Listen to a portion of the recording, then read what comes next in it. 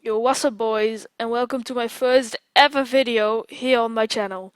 Today I want to talk a bit about the roles in competitive Fortnite team modes, like duos and trios, but without further ado, let's get right on into it. So, what exactly are the roles and how much are there? There are 4 roles: IGL, Fragger, Support and Topper. If you want to have an as efficient team as possible, you and your teammates need to fill up each and every one of them.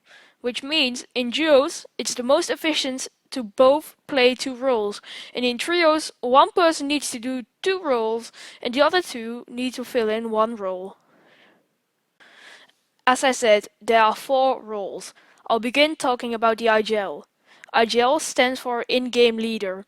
The IGL is basically the brain of the team. He's planning out all rotates, makes often the final decision to engage or disengage a fight, and much more like that. Now you're probably wondering, am I made for being IGL? The simple answer is, if you often make the right decision in-game and like playing endgames and planning rotates, then you could possibly be a really good IGL. I'm playing the role IGL myself and I really enjoy doing it. Secondly, we have the Fragger. This is the guy who gets all the kills, and I'm not talking about early or mid game, but about end game. The Fragger needs to look back in the top end game to look for a refresh and get the team back up on good mats. The Fragger is often a controller player because of aim assist. With the aim assist you have an advantage of jumping into boxes and spraying people end game. But also on keyboard and mouse you can be a great Fragger. But maybe you have to put some more effort into aim trainers than controller players need to. So if you want to be a fragger, you need to have good aim and good awareness of when to jump into a box and when to go for a peek fight. Good piece control is also a must as a fragger. Why? Imagine you are in a stacked endgame and you see a team next to your full tarp. If you just edit open and shoot, they have a great chance of dropping or raising a layer, or just simply putting a stair in there. But if you have good piece control, you can just edit open, claim the top and floor cone, and they're completely trapped and boxed like a fish. With this, you also have some time to call it out and shoot at them as a team, with your duo mate or 2 trio teammates. If you want me to make a full piece control guide, then comment piece control in the comment section below. Then we have the support player. The support player is, as the name is saying, supporting the team and helping them out. By example, in a fight, spray the other team's boxes so you can get some free tags. Also, the fragger has an opportunity to take a wall or a floor. In endgame, it's all about calls as a support player. If you see a free kill, then tell the fragger. Do you see a lot of teams around in the front of the top and it's definitely and completely free on the left? Tell the IGL. You're basically doing a bit of every role's thinking process. I'm definitely not saying that you should always play passive and only help out your team as a support. You can also go for a play yourself if you see something is completely free.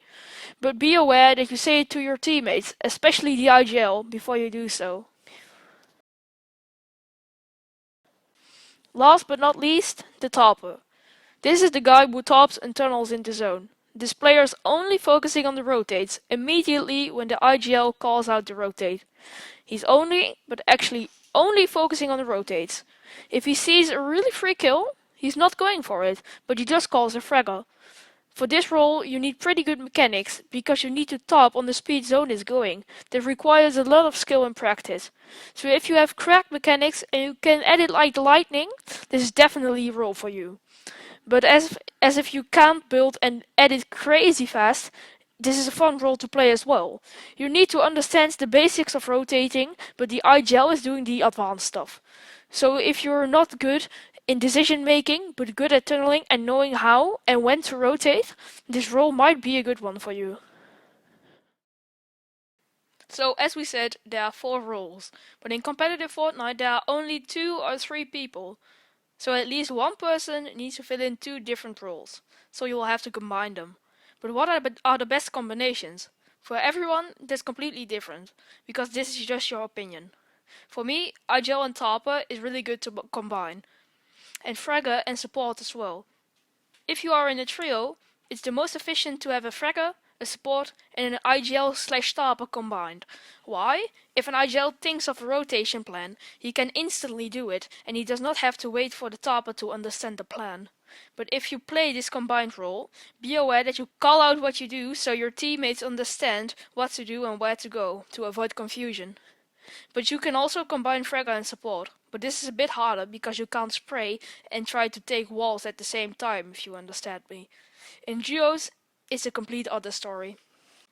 In duos mode, you should have an IGL Tarper and Fragger support, or IGL Fragger and support Tarper. This is all about the qualities of you and your teammate, but if you have the choice, I would go with IGL Tarper and Fragger support. Why would you play roles? The simple answer is the good organization in the team and to avoid the confusion of who's going to do what. So that's it for today's video. If you enjoyed watching or learned something new, please consider liking the video and subscribing to my channel. And with that said, have an amazing day and stay safe.